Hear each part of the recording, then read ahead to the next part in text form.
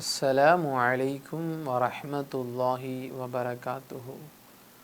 நஹ்மதுஹு வ நுஸல்லி அலா ரசூலிஹி சய்யிதினா முஹம்மது வ அலா ஆலிஹி வ அஸ்ஹாபிஹி அஜ்மஈன். அம்மா பஅத்.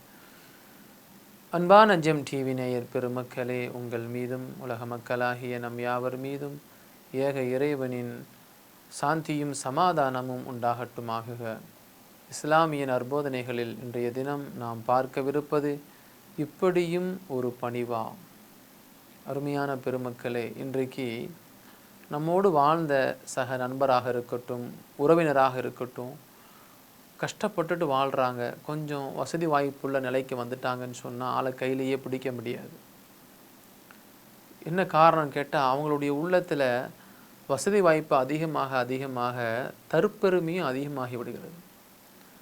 அவர்களுடைய எண்ணம், அவர்களுடைய கேரக்டர் முழுவதுமாக மாறி நமக்கு அவங்களுக்கும் சம்பந்தமே இல்லாதது போல் சில பேர் இருப்பாங்க. அதே போல் சில பொறுப்புகளில், சில பதவிகளில் வந்துட்டால் நம்மை கண்டுக்கிறதே கிடையாது. இன்றைக்கு நம்ம உலகத்தில் நம்ம நேரடியாக அனுபவிச்சுட்ருக்கிறோம். உதாரணமாக சொல்ல வேண்டும் என்று சொன்னால், அபிசீனியா என்கிற ஒரு நாட்டினுடைய மன்னர் நஜ்ஜாஷி, அவங்கள சந்திப்பதற்காக வேண்டி ஒரு நாள் ஜாஃபர் ரலியல்லாஹு அன்ஹு அவர்களும் அவர்களோடு சில சஹாபாக்களும் நஜ்ஜாஷி மன்னரை சந்திப்பதற்காக வேண்டி அவங்க இல்லத்துக்கு போகிறாங்க. அவங்களுடைய அரசபைக்கு போகும் பொழுது, நஜ்ஜாஷி மன்னர் ஒரு மிகப்பெரிய ஒரு அரண்மனையில் இருப்பார். நல்ல விலை உயர்ந்த ஆடைகளை அணிந்து சுகபோகமான ஒரு வாழ்க்கையை வாழ்ந்து கொண்டு இருப்பார்.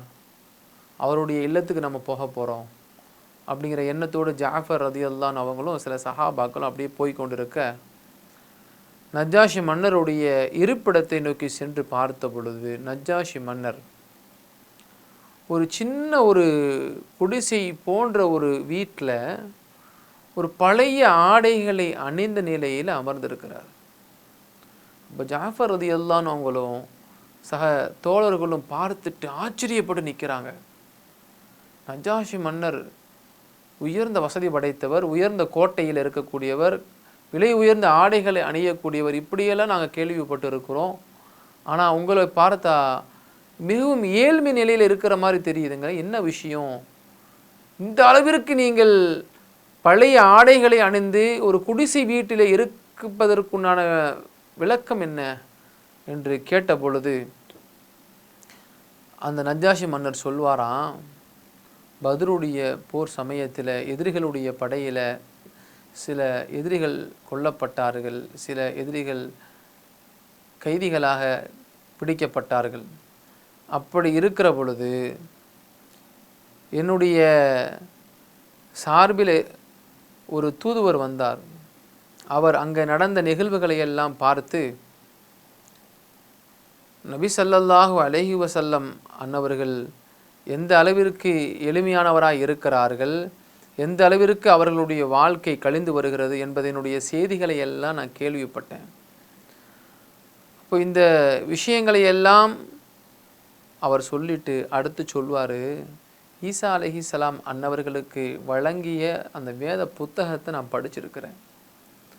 அந்த வேத புத்தகத்தில் ஒரு செய்தியை நான் பார்த்தேன். அதில் என்ன இருக்கிறது என்று சொன்னால், அல்லாஹ் ஒரு அடியானுக்கு ஒரு நியாமத்தை வழங்கியிருக்கிறான், ஒரு அருள் வளத்தை வழங்கியிருக்கிறான்.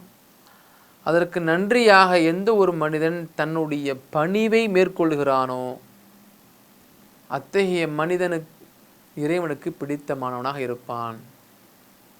எந்த ஒரு மனிதன் தன்னுடைய வாழ்க்கையில் ஒரு முன்னேற்றம் அடைகிறானோ, அல்லது ஒரு பொறுப்புகளில் அமர்ந்துகிறானோ, அல்லது விலை உயர்ந்த ஒரு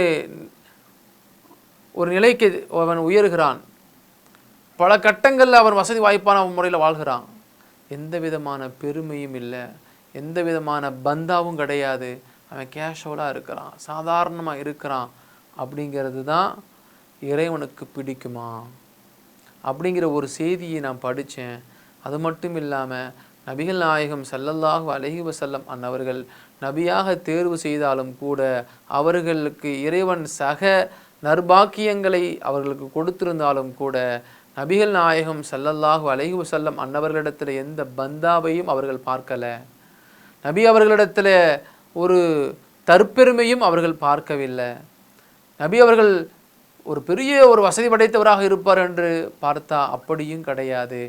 அவர் சக ஏழைகளை போன்று ஒரு சாதாரண ஆடை அணிந்து தான் தன்னுடைய சஹாபாக்களோடு அமர்ந்திருப்பது, பேசுவது, அவர்களிடத்திலே உண்ணுவது போன்ற பழக்க வழக்கங்களை வைத்திருக்கிறார். ஆகையினால நானும் என்னுடைய ஆட்சி அதிகாரத்தை எல்லாம் துறந்து நான் பணிவை மேற்கொண்டிருக்கிறேன். ஆச்சரியப்பட்டு போனார் ஜாஃபர் ரலியல்லாஹு அன்ஹு. இப்படியும் அரசராக இருக்கும் அளவிற்கு பொறுப்புகள் இருந்தாலும் கூட இந்த அளவிற்கு ஒரு பணிவு இருக்கிறதா என்று ஜாஃபர் ரலியல்லாஹு அன்ஹு அவர்கள் ஆச்சரியப்பட்டார்கள். அருமையான பெருமக்களே, காசு பணம் இன்னைக்கு வரும் போகும், அதே போல் பொறுப்புகள் இன்னைக்கு வரும் நாளைக்கு போயிடும். ஆனால் நம்முடைய எண்ணம் இருக்கிறது அல்லவா, நம்முடைய கேரக்டர் இருக்கிறது அல்லவா, அது எப்பொழுதும் ஒரே மாதிரியாக இருக்க வேண்டும். அதைத்தான் இறைவன் விரும்புகிறான். அத்தகைய பணிவுமிக்க நல்லெண்ணம் உள்ள மனிதராக வாழ்வோம். அல்லாஹ் அதற்கு உதவி செய்வானாக. அஸ்ஸலாமு அலைக்கும் வரஹ்மத்துல்லாஹி வபரகாத்துஹு.